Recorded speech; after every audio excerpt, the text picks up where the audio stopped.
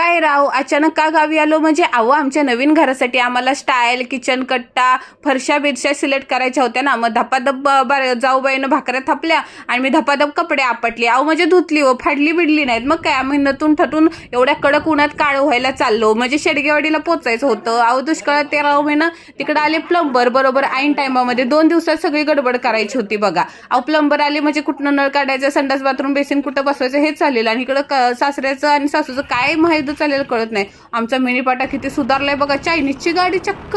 आम्ही 3 टांगडे टाकून पोहोचलो शेडगेवाडीला। काय शेडगेवाडी दिसत होती, तिथंच फरशाचं दुकान होतं। तुळशीपासून सुरुवात केली, तुळशीचं आम्ही निवडले, बघूया पुढं काय होते का। तुळशी वृंदावन आता किचनच्या लाद्या सिलेक्ट करायच्या होत्या, कुठली निवडायची, खड्ड्यावाले नको होते, घासून घासून बघा दमछाट होते, पाक हाताची सालटी जातात। मला प्लेन लादी पाहिजे होती, शेवटची बघा निळ्या बशीवाली आम्ही निवडली।